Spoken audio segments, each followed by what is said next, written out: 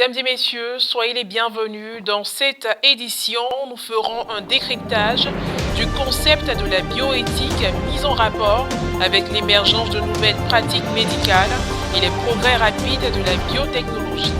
Aujourd'hui, elle s'est focalisée sur l'humain et sur l'étude des problèmes éthiques posés par l'application à l'homme de ces avancées scientifiques. Et puis en Terre Sainte, l'engagement en faveur de la reprise du tourisme se poursuit. Le ministère israélien du tourisme a lancé un programme pilote qui a récemment été étendu pour permettre la venue de groupes plus organisés sur le territoire. La bioéthique, un concept initialement employé dans un sens très large, a été délimité aux questions soulevées par l'émergence de nouvelles pratiques médicales à la fin des années 1970. Avec les progrès rapides des biotechnologies, la bioéthique s'est rapidement focalisée sur l'humain et sur l'étude des problèmes éthiques posés par l'application à l'homme de ces avancées scientifiques. Le père Olivier d'Aubersec, responsable diocésain de la santé dans le diocèse d'Aire et Aix en France, nous donne plus d'explications. Qu'est-ce que la bioéthique? Ce mot est composé de deux mots grecs. Tout d'abord bios, la vie, et puis ethos, coutume, mœurs. C'est donc une réflexion sur la manière de se comporter dans la vie, appliquée à l'exercice de la médecine, mais aussi aux avancées en biologie, génétique et biotechnologie. Les enjeux de la bioéthique sont d'abord d'interpeller et ensuite d'éclairer l'homme sur ses découvertes et son désir de plus de vie. La question qui est sous-jacente, c'est celle-ci. Quelle société voulons-nous construire et transmettre? Oui, construire, mais aussi transmettre. C'est pas parce que c'est possible, faisable, que c'est forcément bon. Il ne s'agit pas de restreindre la liberté des gens, ni d'organiser leur bonheur par des lois, mais de leur permettre d'être pleinement, véritablement libres. Ce concept est de plus en plus au cœur des échanges en Europe. En France, par exemple, les politiques envisagent voter des lois relatives aux enjeux de ce concept. Mais que savent les Ivoiriens de ce concept? La bioéthique, je crois que c'est la fabrication de nos aliments au laboratoire. Dans les laboratoires, je crois. Et puis aussi de tout ce qui est de... comment est-ce que je peux expliquer ça? La viande ou bien le poulet, les poulets qu'on injecte, les produits, pour que ça puisse vite grandir, pour que ça puisse être à la portée de la consommation de la population rapidement et à une quantité énorme. La bioéthique, selon moi, ce sont les techniques utilisées par les médecins pour favoriser des recherches en laboratoire. Et quelquefois, cette technique est utilisée pour la production de certains animaux et certains aliments. Voilà. C'est tout ce qui est chimique, que ce soit les herbes, un peu de tout. Ce sont des recherches techniques, biologiques et génétiques. Visiblement, chacun se fait une idée sur la question et certains intellectuels ivoiriens ont pour projet de se faire former dans le domaine. La preuve, le vendredi 18 juin dernier, le père Norbert Éric Abécan, curé de la paroisse Sainte-Famille de la Riviera 2, a annoncé au cours d'une rencontre que son vicaire, père Teki Oli Herman Denis, ira étudier la bioéthique à Rennes en France. Dans l'archidiocèse de Rennes, il y a des prêtres africains, des prêtres de l'archidiocèse d'Abidjan. Ici, nous sommes trois. Il y a un qui va nous quitter, c'est lui. Le père Herman s'en va dans l'archidiocèse de Rennes pour étudier. Le cardinal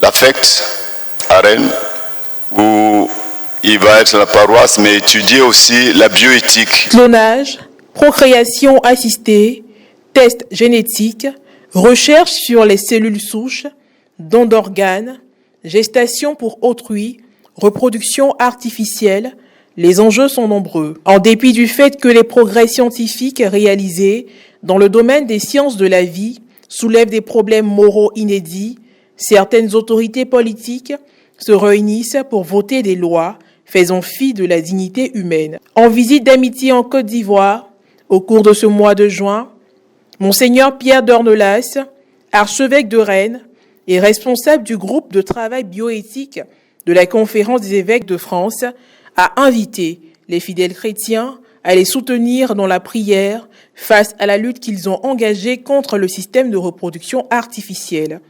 C'était au cours d'une messe célébrée le jour de la fête des Pères à la cathédrale Saint-Paul d'Abidjan-Plateau.